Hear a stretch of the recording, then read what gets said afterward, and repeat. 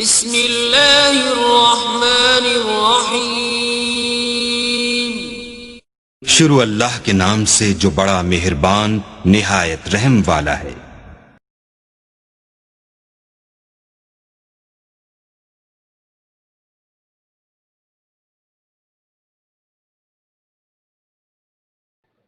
اعوذ باللہ من الشیطان الرجیم، بسم اللہ الرحمن الرحیم۔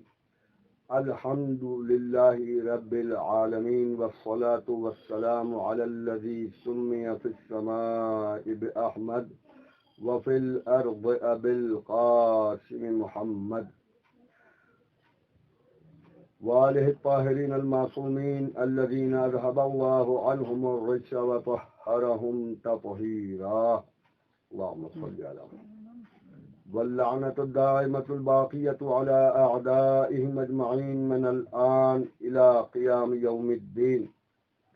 أما بعد، فقد قال الله في كتابه المبين، بسم الله الرحمن الرحيم: المال والبنون زينة الحياة الدنيا والباقيات الصالحات خير عند ربك ثوابا وخیر عملا۔ صلوات بر محمد اللہم صلی علی محمد۔ محترم ناظرین اور محترم سامعین، میں نے قرآن مجید کی جس آیت کی تلاوت کا شرف حاصل کیا ہے اور جس کو عنوان مجلس قرار دیا ہے، وہ قرآن مجید کے سورہ کہف کی 46ویں آیت ہے، جس میں ارشاد الہی ہو رہا ہے کہ المال والبنون زینت الحیات الدنیا، مال اور اولاد حیات دنیا کے لیے زینت ہیں۔ والباقیات الصالحات خیر عند ربک، اور باقی رہنے والی نیکیاں تمہارے رب کے نزدیک ثواب کے اعتبار سے بہتر ہے۔ خیر عند ربک ثوابا وخیر عملا، اور تمہاری امید سے کہیں زیادہ بہتر ہیں۔ تو عزیزان گرامی قدر، یہ آیت کا ترجمہ تھا۔ اس آیت میں سب سے پہلے مال کا تذکرہ کیا گیا ہے۔ مال کو دنیا کے لیے زینت بتایا گیا ہے، انسان کی زندگی کے لیے اس دنیا میں مال زینت ہوا کرتا ہے۔ پیغمبر اسلام حضرت محمد مصطفیٰ صلی اللہ علیہ وآلہ وسلم نے ارشاد فرمایا کہ مالدار لوگ تین قسم کے ہوتے ہیں۔ ایک وہ ہوتے ہیں کہ جن کو نہ مال جمع کرنے کی خواہش ہے اور نہ مال حاصل کرنے کی ضرورت ہے، وہ بس اتنا ہی مال حاصل کرتے ہیں کہ جتنی ان کو ضرورت ہوتی ہے۔ پیغمبر نے ارشاد فرمایا کہ یہ وہ لوگ ہیں کہ جن کے لیے خدا کہہ رہا ہے وَلَا خَوْفٌ عَلَيْهِمْ وَلَا هُمْ يَحْزَنُونَ، یہ وہ لوگ ہیں کہ یہ نہ روتے ہیں، نہ انہیں کسی طرح کا رنج و غم ہوتا ہے، اور نہ انہیں کسی طرح کا خوف ہوتا ہے۔ یعنی اس کا مطلب پیغمبر یہ فرمانا چاہتے ہیں کہ جس کے پاس مال نہیں ہوتا اس کو کسی طرح کا نہ خوف ہوتا ہے اور نہ رنج ہوتا ہے۔ مطلب یہ ہوا کہ مال جتنا زیادہ ہوگا انسان کے پاس، اتنا ہی زیادہ اس کو خوف ہوگا اور اتنا ہی زیادہ اس کو رنج ہوگا۔ عزیزوں، یہ یاد رکھیے۔ دوسری قسم پیغمبر نے فرمایا کہ دوسری قسم ان لوگوں کی ہے کہ جو مال کو حلال طریقے سے حاصل کرتے ہیں اور شریعت کے حکم کے مطابق خرچ کرتے ہیں، یعنی ان کا حصول بھی شریعت کے مطابق ہوتا ہے اور مال کا خرچ بھی شریعت کے مطابق ہوتا ہے، اور وہ محتاجوں کی مدد بھی کرتے ہیں۔ یہ وہ لوگ ہیں کہ یعنی مال کو صحیح طریقے سے حاصل کیا، حلال طریقے سے حاصل کیا اور حلال ہی کاموں میں خرچ بھی کیا اور محتاجوں کی مدد بھی کی اور ضرورت مندوں کی بھی ضرورت پوری کی، لیکن اس کے باوجود یہ دوسری قسم جن لوگوں کی ہے ان کا حساب لیا جائے گا اور اگر مناقشہ ہو یعنی خداوند عالم عدل سے اگر کام لے تو ان پر عتاب ہوگا، اور اگر انہیں معاف کر دیا جائے تو یقیناً ان کے لیے بہشت ہوگی۔ یہ میں نہیں کہہ رہا ہوں، اپنی طرف سے پیغمبر ارشاد فرما رہے ہیں۔ تیسری قسم مالداروں کی یہ ہے کہ جو لوگ مال کو حلال و حرام کی تمیز کیے بغیر حاصل کرتے ہیں، انہیں یہ پرواہ نہیں ہے کہ یہ مال ہم جہاں سے حاصل کر رہے ہیں، یہ روپیہ، یہ دولت، یہ پیسہ جہاں سے ہم حاصل کر رہے ہیں، یہ راستہ حلال ہے یا حرام ہے۔ بس مال آنا چاہیے، چاہے جس راستے سے آنا چاہیے، اور پھر وہ حرام طریقے سے حرام و حلال کی تمیز کیے بغیر مال حاصل بھی کرتے ہیں اور خرچ بھی حرام کاموں میں کرتے ہیں۔ تو عزیزان گرامی یاد رکھے کہ یہ تیسری قسم لوگوں کی ہے کہ جن کو نہ خدا پسند کرتا ہے، جو نہ رسول پسند کرتا ہے، جن کو نہ اہل بیت علیہ السلام پسند کرتے ہیں، اور بس اب یہ آپ کے اوپر اختیار ہے کہ رسول کے فرمان کے مطابق آپ اپنے آپ کو کس زمرے میں رکھتے ہیں۔ عزیزان محترم یہ بات یاد رکھیے گا کہ مال حیات دنیا کے لیے زینت ہے، لیکن ان لوگوں کے لیے زینت ہوگی کہ جنہیں دنیا پسند ہو، جو دنیا پسند لوگ ہیں، جن کی رغبت دنیا میں زیادہ رہتی ہو، ان لوگوں کے لیے یہ مال یقیناً زینت ہوگا۔ لیکن جو دنیا کو 3 بار طلاق دے چکے ہوں گے، ان کے لیے مال پسند نہیں ہے۔ اسی لیے جب سائل ان سے سوال کرتا ہے کہ علم بہتر ہے یا مال، تو وہ جواب یہ دیتے ہیں کہ علم بہتر ہے، اس لیے کہ مال کی حفاظت کرنا پڑتی ہے، اور علم خود صاحب علم کی حفاظت کرتا ہے۔ علم بہتر ہے اس لیے کہ مال کے لیے چوروں اور ڈاکوؤں کا خطرہ رہتا ہے، لیکن علم کے لیے کوئی خطرہ نہیں رہتا۔ عزیزان گرامی قدر یہ بات یاد رکھیے گا کہ مال جمع کرنا بری بات نہیں ہے، مال حاصل کرنا بری بات نہیں ہے، لیکن مال حاصل کرنے کا ذریعہ صحیح ہونا چاہیے۔ مال جمع کرنے کا جو راستہ ہے وہ راستہ صحیح ہونا چاہیے۔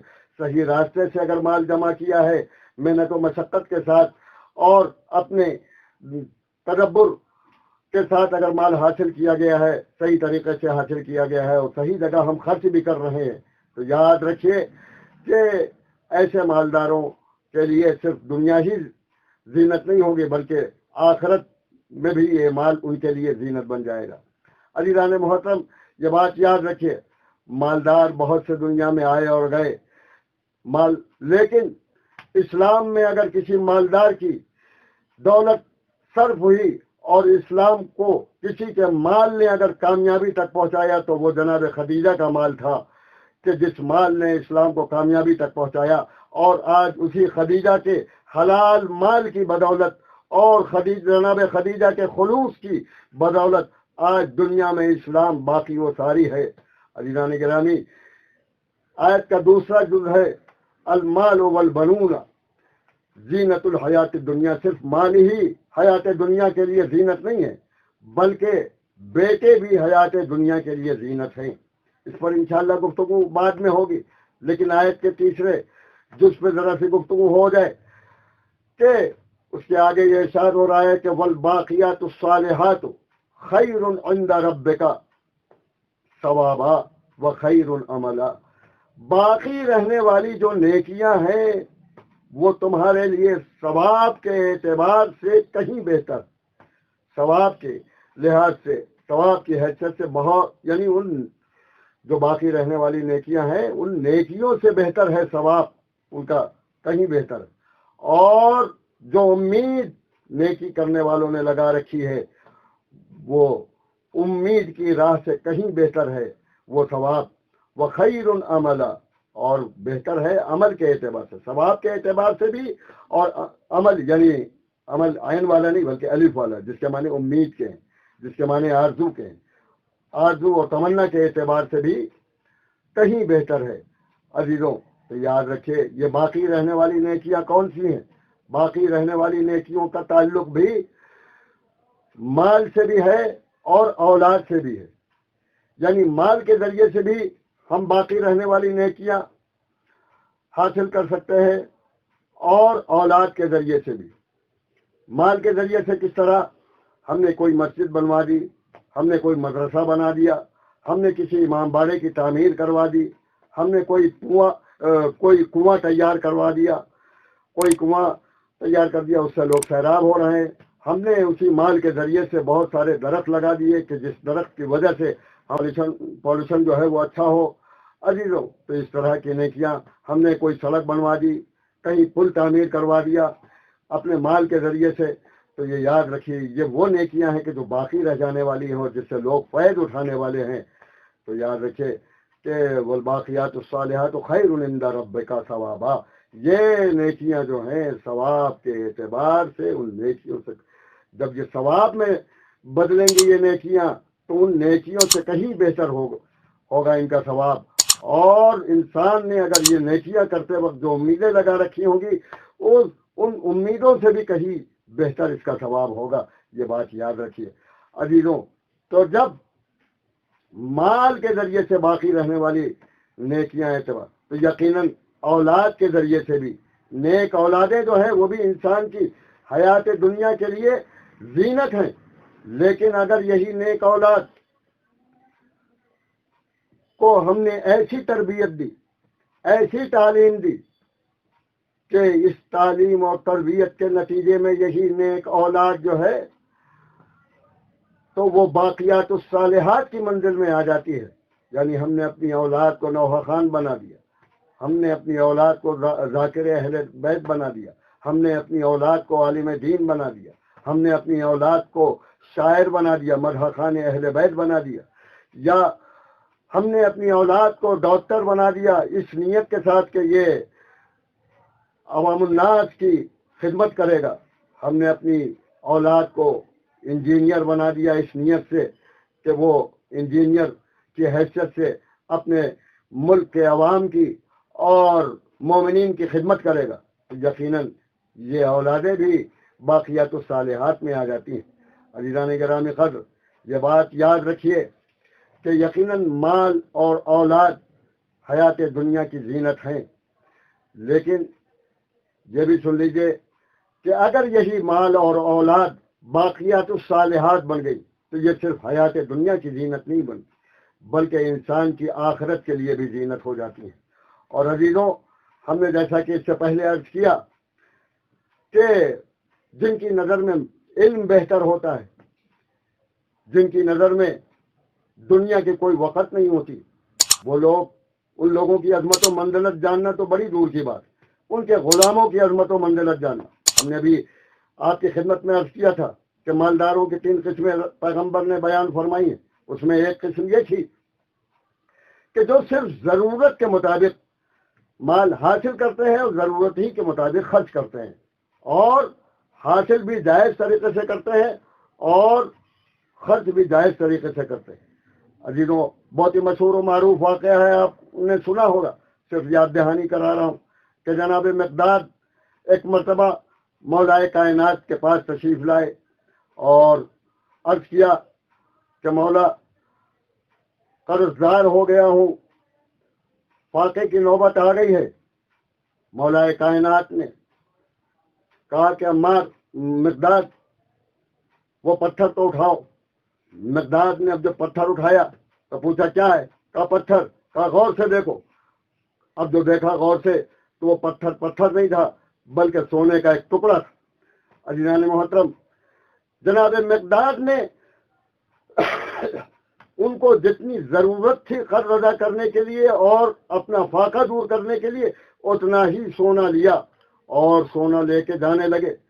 تو مولا کائنات نے کہا کہ عمار، تم نے اتنا ہی کیوں لیا، اور لو۔ مقداد، تم نے اتنا ہی کیوں لیا، اور لے لو۔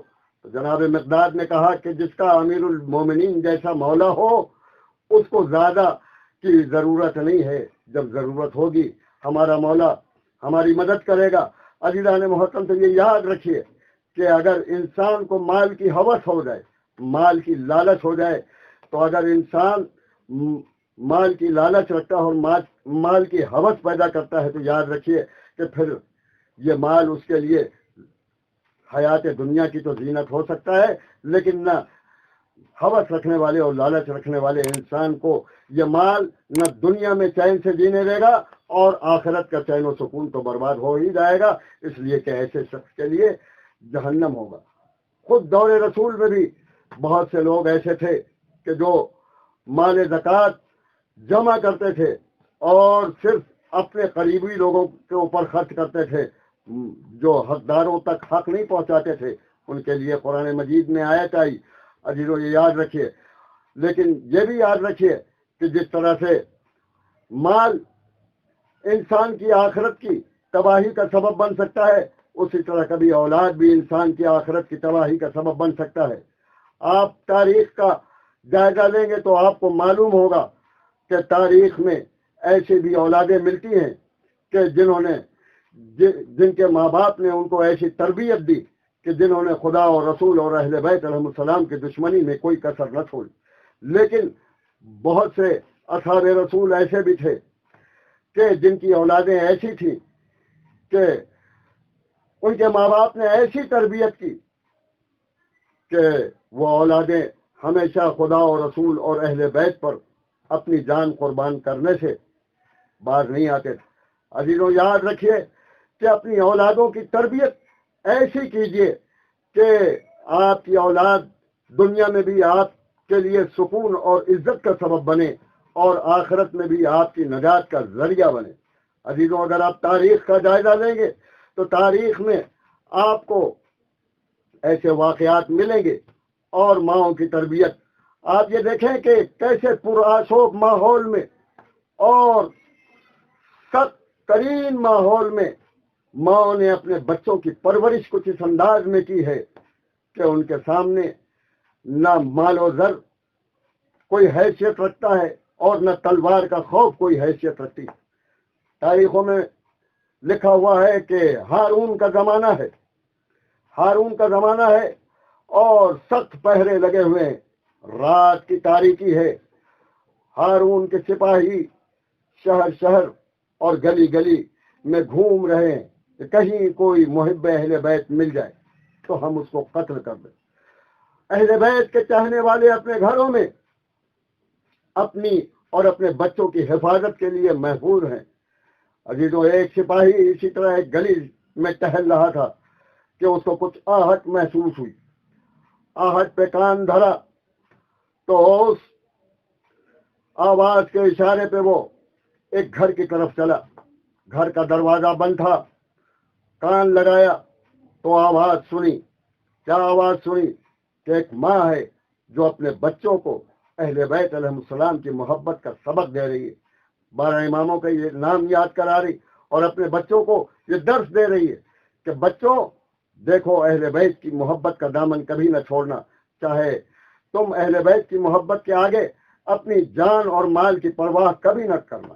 عزیزو بس اس نے یہ جو آواز سنی تو ایک مرتبہ یہ وہ لوگ تھے کہ جن کے آباء و اجداد نے کبھی بنت رسول کے دروازے کو بھی نہ بخشا اور بنت رسول کے دروازے میں بھی آگ لگائی اور جلتا ہوا دروازہ بنت رسول کے اوپر گرایا۔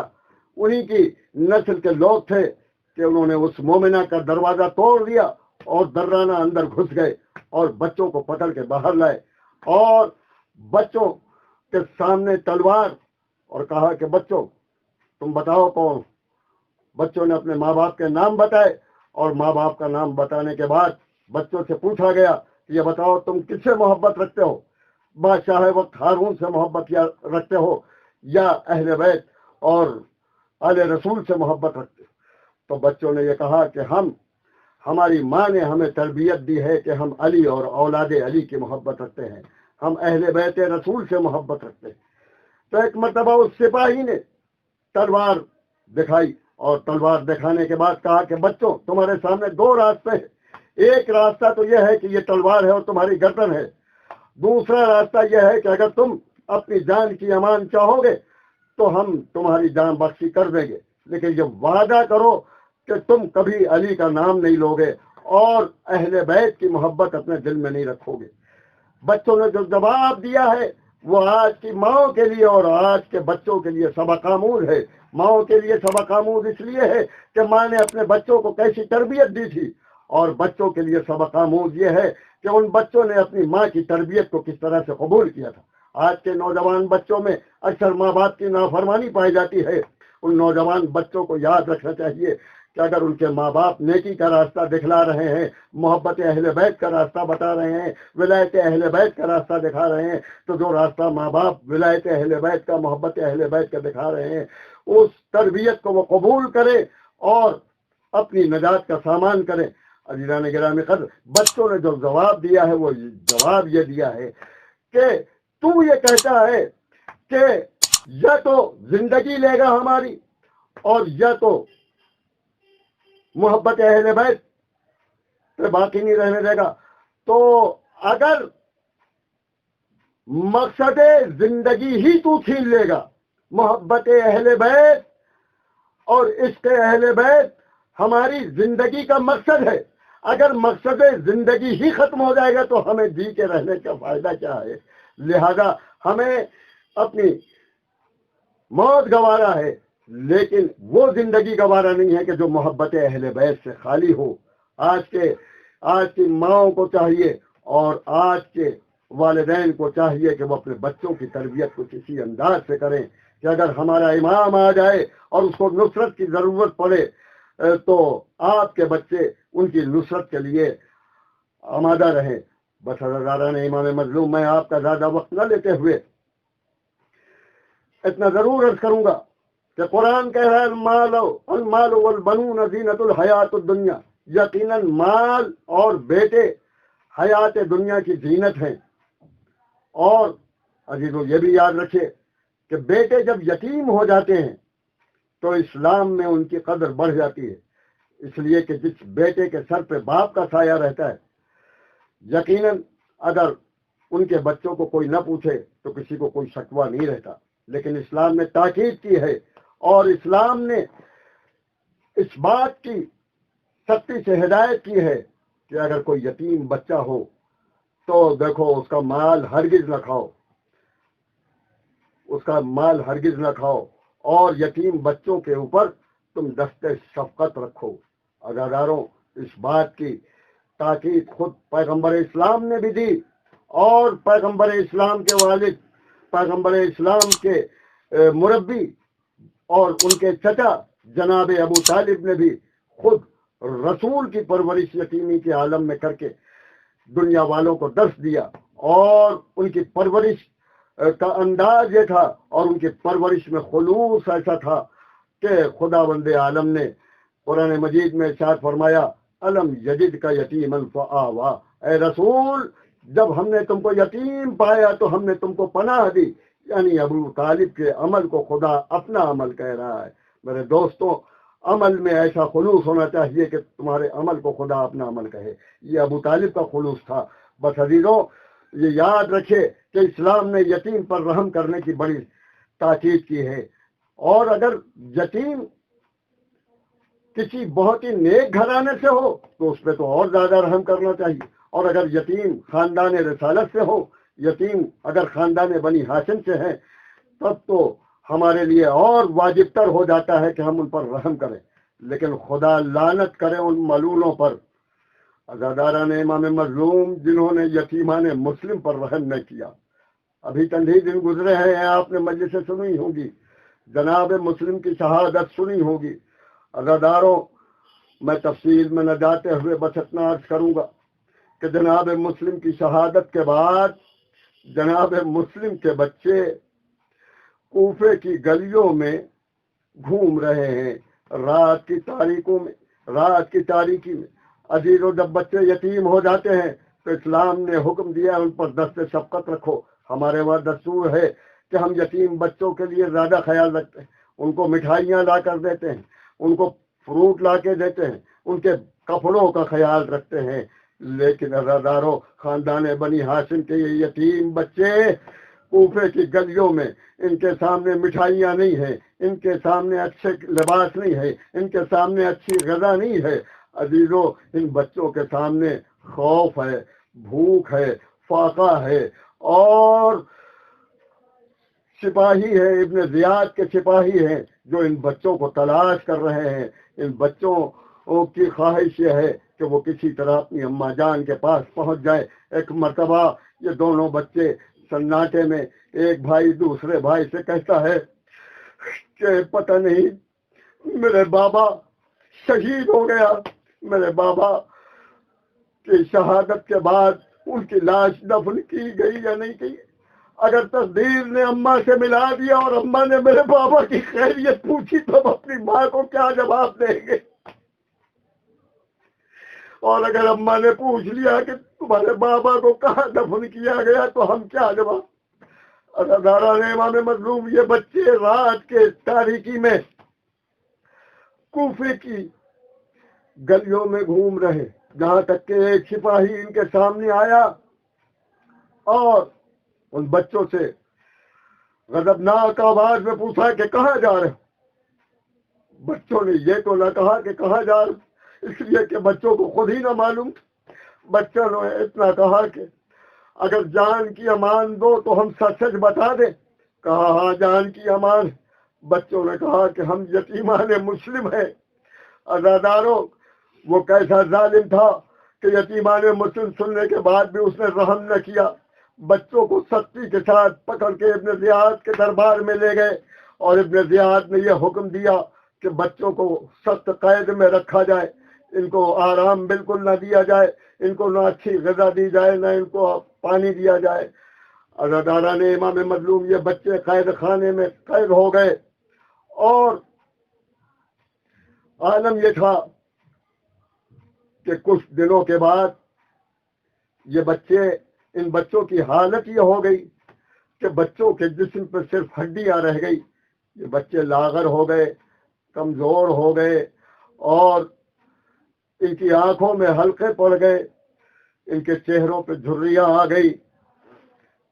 ایک مرتبہ جب یہ بچے سختیاں جھیلتے جھیلتے ایک مرتبہ ایک بھائی نے دوسرے بھائی سے کہا کہ اے بھائی، کیوں نہ آج جب دربان آئے گا کھانا لے کر تو ہم اس سے اپنا حال زار بیان کریں. عزاداران امام مظلوم، دوسرے بھائی نے کہا کہ ہاں ٹھیک ہے. اسی اثنا میں دربان سوکھی بھی روٹیاں لے کر آیا اور روٹیاں دے کر جانے ہی لگا تھا کہ ایک مرتبہ بچوں نے آواز دی کہ اگر آپ کی اجازت ہو تو ہم آپ کی خدمت میں کچھ معروضہ پیش کریں، کچھ عرض کریں. کہا بولو بچوں. ایک مرتبہ بچوں نے سوال کیا کہ آپ رسول خدا حضرت محمد مصطفیٰ کو جانتے ہیں؟ دربان نے کہا ارے ہم انہی کا تو کلمہ پڑھتے ہیں. کہا یقیناً پھر آپ علی مرتضیٰ کو بھی جانتے ہوں گے. کہا کیوں نہیں جانتے، وہ تو ہمارے امام ہیں. کہا پھر آپ آقا حسین کو بھی جانتے ہوں گے. کہا ہاں کیوں نہیں، ان کو بھی جانتے ہیں. کہا پھر آپ جناب مسلم کو بھی جانتے ہوں گے. کہا ہاں. کہا ہم اسی مسلم کے یتیم پسر ہے.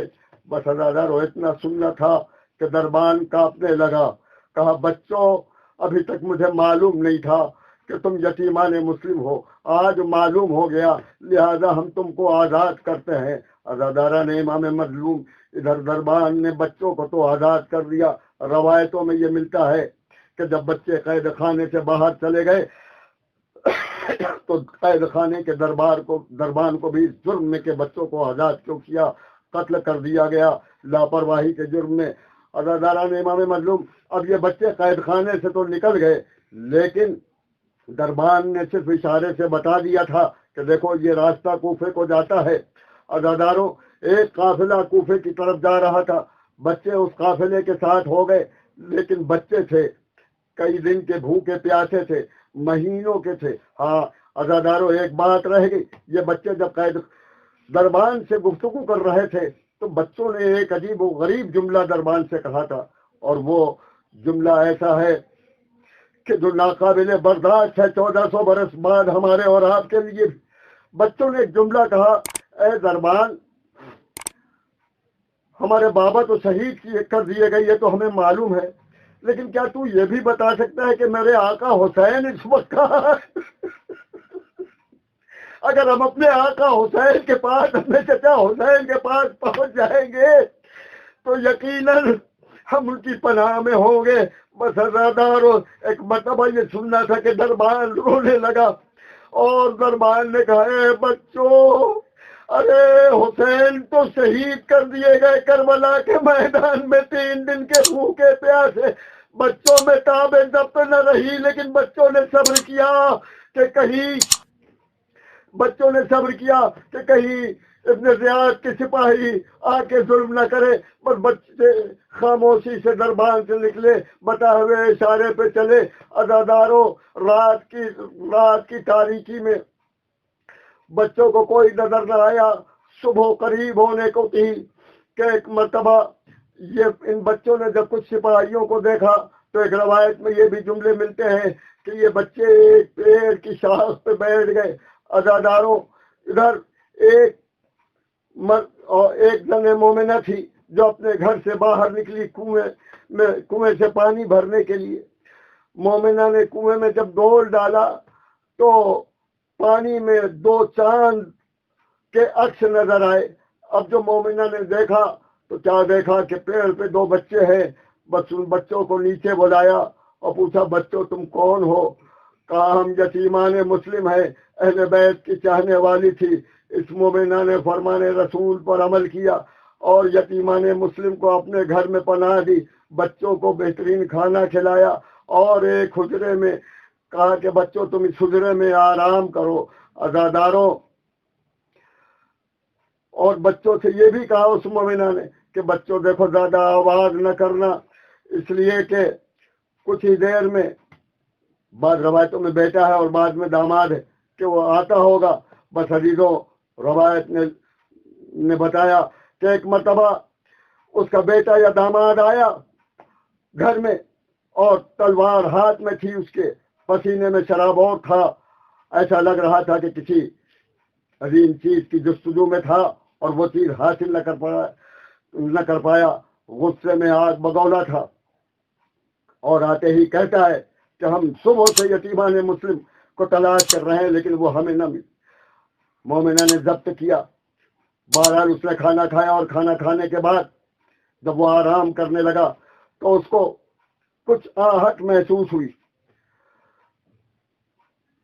وہ اٹھا اور اٹھ کے ادھر ادھر تلاش کرنے لگا، یہاں تک کہ اس حجرے کے قریب پہنچا کہ جس میں یہ بچے تھے۔